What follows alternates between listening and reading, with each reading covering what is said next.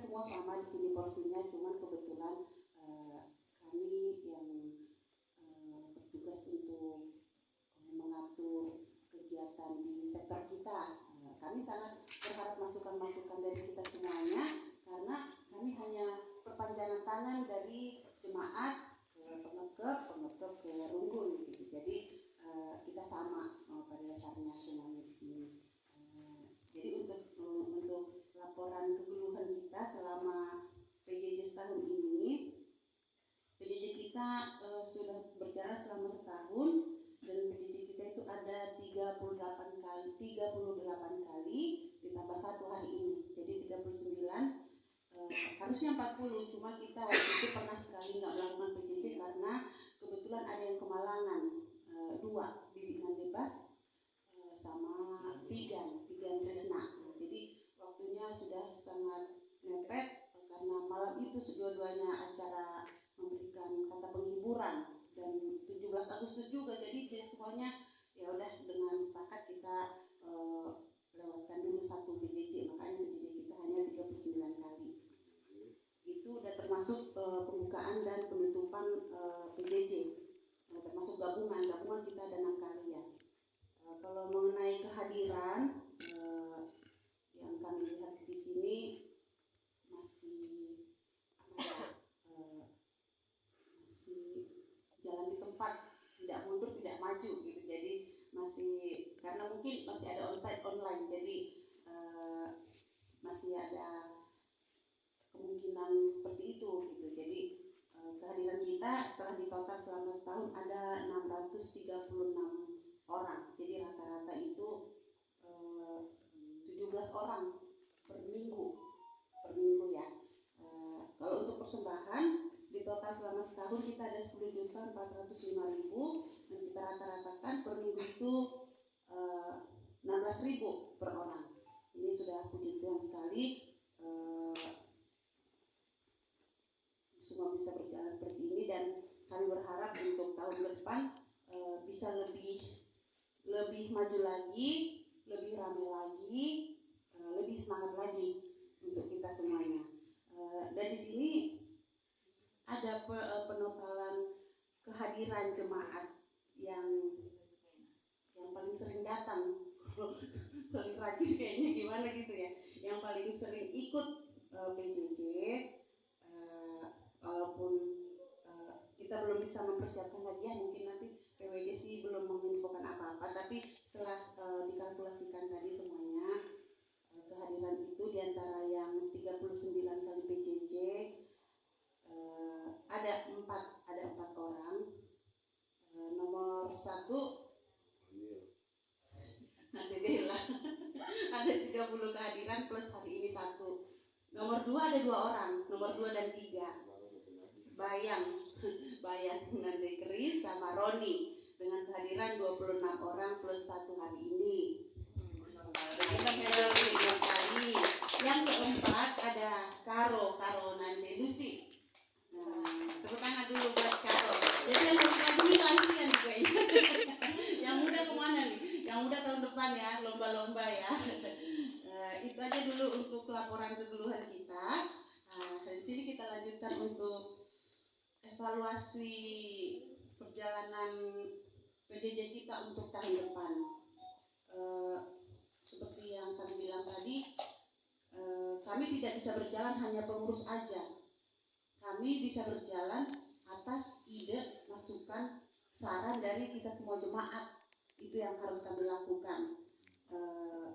Jadi nanti di sini kami sangat mengharapkan masukan apa, saran apa yang bisa kita lakukan agar PJJ kita tahun depan ini bisa berjalan lebih baik lagi, lebih giat lagi gitu. Jadi kita merasa PJJ kita itu adalah milik kita, yang kalau kita tidak datang istilahnya nggak ada lu nggak rame gitu. Jadi jangan berharap nanti gua nggak ada juga, tidaknya berpengaruh gitu. Berpengaruh sekali, kayaknya kayak nyari gitu. Kayak tadi udah kuliah kumpul, yang ku cari bapak mana gitu. Jadi kehilangan gitu kalau nggak ada satu gitu.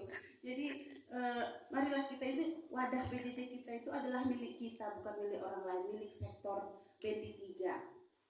Di situ kita bisa ada satu wadah yang kita saling menopang, kita saling share tentang apa yang kita rasakan. Kemungkinan ada solusi-solusi dengan masalah-masalah yang mungkin kita hadapi gitu. Jadi saran-saran dan masukan dari kita semua sangat berarti buat kami. Itu nomor 1. Nomor 2, tentang jadwal PJJ. Kan kita udah mau mengatur lagi nih jadwal PJJ tahun depan. Kalau ada yang request, contohnya ulang tahun di sini, aku mau di sini ya gitu, atau ulang tahun perkawinan, boleh di request dari awal sebelum kami mengatur perjalanan PJJ.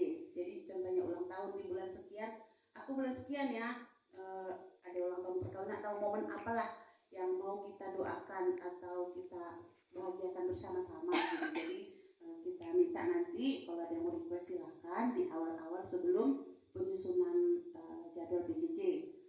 Nah, kalau untuk nomor 3, jadwal PJJ ini kita tidak harus selalu Kamis ya, tidak template gitu Kamis, enggak, fleksibel aja. Kalau contohnya aku ada waktuku hari Minggu pulang gereja, boleh. Kalau enggak hari Sabtu boleh. Kita bisa kondisikan, kecuali kalau ada jadwal pendeta itu agak repot mengaturnya, karena jadwal pendeta kan udah dari sekretariat gitu. Jadi bisa kita atur nanti untuk penjadwalan PJJ ini. Dan yang nomor 3, tentang ini ya, diakonia kita. Diakonia kalau di sektor kita, contohnya ada yang sakit atau yang kemalangan, kalau bisa langsung di setor ke bendahara gitu, kalau bisa. Jadi bendahara tidak perlu ngutip, tapi kalau memang tidak bisa sama sekali, ditransfer pun boleh. Itu aja. Satu lagi tentang sosialisasi, 2 minggu lagi kita ada sosialisasi pemilihan pertua diaken. Kami sangat mengharapkan kehadiran kita semua agar nanti kita bisa mengerti bagaimana tata cara pemilihan pertua diaken ini. Jadi tidak ada lagi yang bertanya kenapa begini, kenapa begitu. Kami selaku pengurus PJJ kadang tidak mengerti gitu untuk menjelaskan. Jadi lebih baik kita datang aja ke gereja untuk ikut sosialisasi ini. Aku rasa itu aja dulu. Jadi kita bisa sekarang memulai untuk ide-ide, saran atau masukan untuk PJJ kita tahun depan. Kita PJJ gabungan, mungkin bisa dilihat nanti di 6 kali PJJ gabungan. Dari sektor kita itu bisa dihitung cuma 4-5 orang aja yang hadir, karena memang rata-rata kita PJJ gabungan untuk tahun ini masih via Zoom ya. Nah mungkin itu nanti kita bisa kasih masukan sebenarnya maunya kita seperti apa bentuk PJJ-nya, jadi bisa disampaikan oleh pengurus di sidang pleno hari Minggu besok. Itu aja untuk evaluasi, karena dari sektor kita itu sedikit sekali untuk yang PJJ gabungan. Terus seperti tahun-tahun sebelumnya, sektor kita dibutuhkan 4 calon. Jadi mungkin nanti harus kita ada 8 orang yang mencalonkan lagi. Nah itu dari kita harus siap apapun. Itu wajib ya?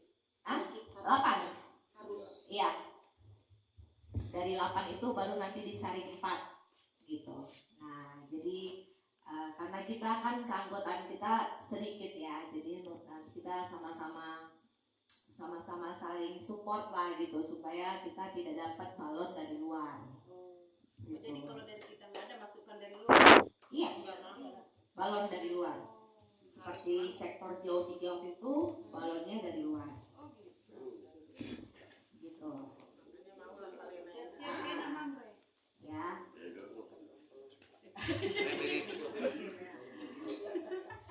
Itu.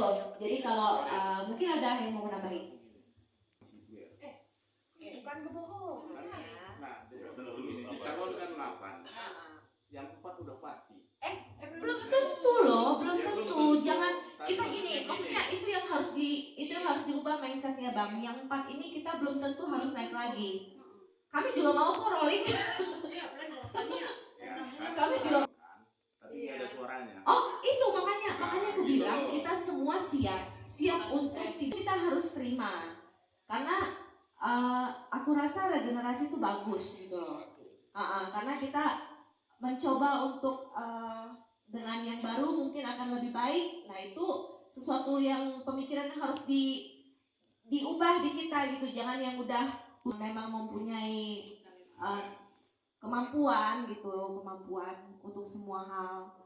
Jadi aku rasa nggak ada salahnya gitu, nggak apa-apa gitu. Kami nggak berkecil hati kalau misalkan tidak terpilih lagi, itu nggak berkecil hati, malah kami mensupport untuk yang mungkin bertukar dengan pengurus lebih baik gitu. Kalau kayak gitu kan secara psikis kan nggak bisa